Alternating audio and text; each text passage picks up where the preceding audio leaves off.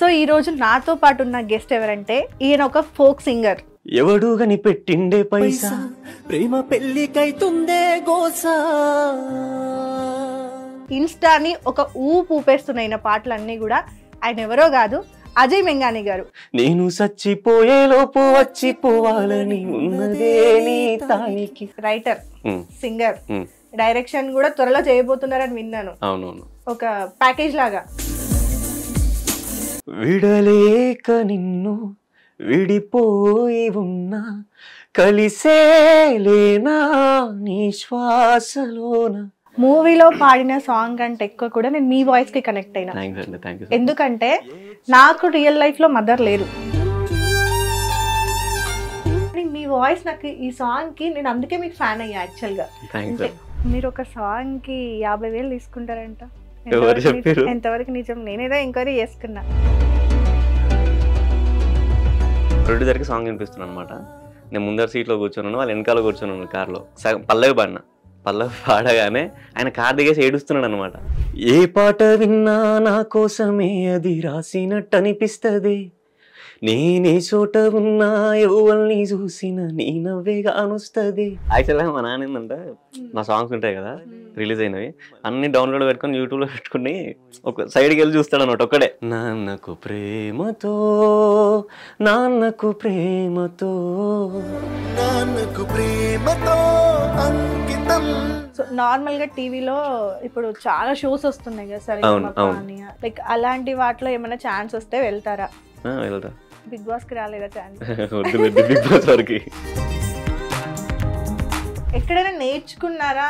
లేదంటే సంగీతం ఎక్కడ నేర్చుకోలే. అన్ని ఇళయరాజా గారి ఎస్పీబీ వాళ్ళ సాంగ్స్ బ్రతుకంటే బడి చదువా అనుకుంటే అతి సులువా పొరబడినా పడినా జాలి పడదే కాలం మనలాగా. ఒక నిమిషం కూడా ఆగిపోదేను వచ్చేదాకా. నా కోసం ఏదైనా మంచి సాంగ్ డెడికేట్ చేయండి. ప్రాణమైన పైడి బొమ్మ పారిజాత పూల కొమ్మ పరవశాలు పంచవమ్మ పాల సంద్రమ ఆడుమా పాడుమా అందమే అందుకోవమ్మ. హాయ్, హలో, నమస్తే, వెల్కమ్ టు హిట్ టీవీ. నేను మీ యాంకర్ మధు. సో ఈరోజు నాతో పాటు ఉన్న గెస్ట్ ఎవరంటే ఈయన ఒక ఫోక్ సింగర్.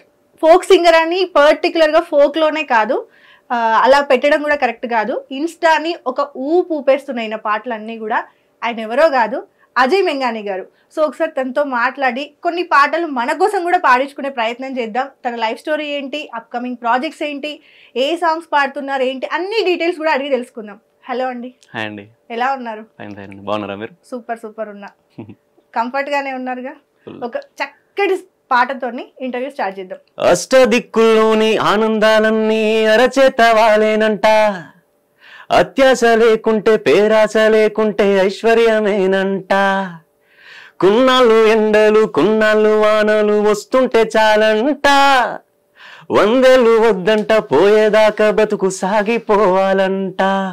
ప్రతిదీ నీతోనే నీతోనే బ్రతుకంతా మాది నీదే. అడుగే నీతోనే నీతోనే అడిగేది ఏది లేదే. సూపర్. మీ వాయిస్ ఎట్లా అంటే ఒక పర్సన్ని ఎంత మందిలో ఉన్నా కూడా ఒక సెకండ్ అట్లా వెనక్కి తిరిగి చూసి ఎంగేజ్ అవుతారనమాట. అట్లా ఉంది వాయిస్. సో పుట్టింది పెరిగింది అంతా ఇక్కడ, ఏం చదువుకున్నారు? నేను మా ఊరు వచ్చేసి గజ్వేల్ పక్కన R&R లక్ష్మాపూర్ కాలనీ. ఓకే. కానీ ఉండేది సిద్దిపేటలో ఉంటాం అనమాట. Okay. Karimnagar. Siddipet. Okay. Study BTech. So అమ్మా నాన్న ఏం చేస్తుంటారు? అగ్రికల్చర్. సిబ్లింగ్స్ ఉన్నారా? తమ్ముడు ఉన్నాడు. తమ్ముడు ఏం చేస్తుంటారు? మావాడ డైరెక్షన్. ఫ్యామిలీ మొత్తం ఇంకా ప్రొడ్యూసర్ గా మీ డాడీ లేదా మీ మమ్మీ లాంచ్ అయితే సరిపోతుంది. ఫ్యామిలీ మొత్తం బిజినెస్. ఓకేనా? అది కూడా ఉందా ఆలోచన ఏమైనా? ఇంక ఇప్పటి వరకు అయితే ఏం లేదు. ఫ్యూచర్ లో ఇప్పటివరకు ఏమైనా ప్రొడ్యూసర్ గా చేద్దాము అనే థాట్స్ ఎప్పుడైనా వచ్చినాయా? రాలేదు. ఓకే. రైటర్, సింగర్, డైరెక్షన్ కూడా త్వరలో చేయబోతున్నారని విన్నాను. అవునవును. ఓకే. సో అన్ని మొత్తం ఒక ప్యాకేజ్ లాగా. ప్యాకేజ్ లాగా. ఓకే. సో తమ్ముడికి మీకు ఎలా ఉంటుంది బాండింగ్? చాలా బాగుంటుంది, చాలా బాగుంటుంది, ఫ్రెండ్లీ ఉంటుంది. ఓకే. సో ఎప్పుడు పాటలు పాడడం అనేది స్టార్ట్ చేశారు? ఈ ఇంట్రెస్ట్ ఎలా వచ్చింది? ఇంట్రెస్ట్ యాక్చువల్గా 5th క్లాస్లో స్టార్ట్ అయింది ఇది. ఓకే. 5thలో జనరల్ ఏమంటారు ఇట్లా కోరస్ పాడించారనమాట. స్కూల్లో ఇండిపెండెన్స్ డే పాడేస్తారు కదా, అందరు అమ్మాయిల్ని మెయిన్ పాడించుకుంటూ నన్ను కోరస్ పెట్టారు అన్నట్టు. వెనకాల పాడుతుంటే వాళ్ళకు నేను నచ్చి అప్పుడు నన్ను ముందేసి వీళ్ళని కోరస్ వేసారు.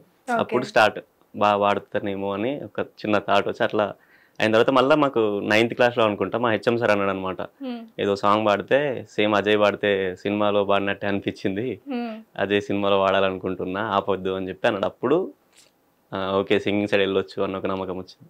ఓకే. సో అలా స్టార్ట్ అయింది. పాపం ఇప్పుడు వాళ్ళు కాంటాక్ట్ లో ఉన్నారా కోరస్ వాళ్ళు? లేరా? ఘోరంగా ఫీల్ అయి ఉంటారు.